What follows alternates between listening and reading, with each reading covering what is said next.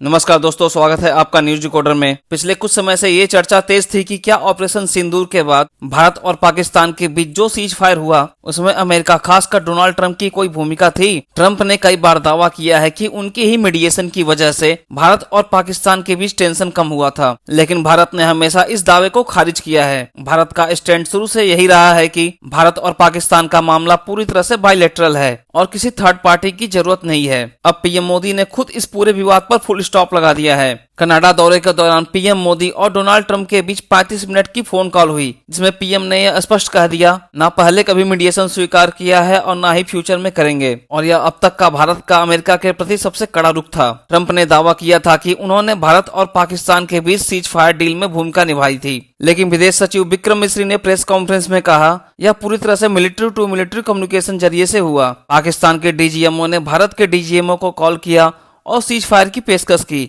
हमने सहमति दी क्योंकि हमारे ऑपरेशन सिंदूर का लक्ष्य पूरा हो चुका था। भारत ने ट्रंप को याद दिलाया शिमला एग्रीमेंट और लाहौर डिक्लेरेशन जैसे समझौतों में साफ साफ लिखा था कि कश्मीर या भारत पाकिस्तान के बीच कोई भी कॉन्फ्लिक्ट में थर्ड पार्टी नहीं आ सकती, और यह भारत की non negotiable foreign policy principle है। और ट्रंप ने कथित तौर पर यह भी कहा था कि अगर सीज फायर नहीं होता तो इंडिया यूएस ट्रेड डील पर भी इसका असर पड़ता। इस पर पीएम मोदी ने जवाब देते हुए कहा कि नेशनल सिक्योरिटी के मुद्दे पर हम कभी ट्रांजैक्शनल डिप्लोमेसी नहीं करते। इसके साथ ही साथ फोन कॉल पे पीएम मोदी ने दो टूक में कहा कि अब भारत क्रॉस बॉर्डर टेररिज्म और प्रॉक्सी वार नहीं बल्कि एक्चुअल वार मानता है। मतलब अगर सीमा पार से हमला होता है तो भारत उसे सीधा युद्ध की तरह देखेगा और उसका सैन्य जवाब देगा। इस पर डोनाल्ड ट्रंप का रिएक्शन भी आया। डोनाल्ड ट्रंप ने पहले पहलगाम हमले की निंदा की और भारत को आश्वासन दिया कि अमेरिका आतंकवाद के खिलाफ लड़ाई में भारत का समर्थन जारी रखेगा। यहां तक कि ट्रंप यह चाहते थे कि कनाडा यात्रा के बाद मोदी जी अमेरिका होते हुए लौटें, लेकिन पीएम मोदी ने इस निमंत्रण को अस्वीकार कर दिया और अब वे क्रोएशिया जा रहे हैं। हालांकि आपको बताते चलें, प्रधानमंत्री मोदी इस समय कनाडा में G7 की समिट में गए हुए हैं। वहां पर जब वे फ्रांस के प्रेसिडेंट से मिले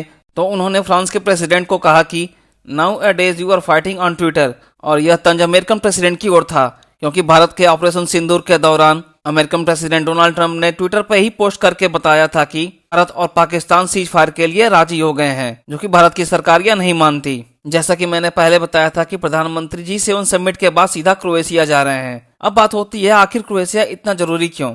भारत अब ईस्टर्न यूरोप में अपने इन्फ्लुएंस को बढ़ाना चाहता है।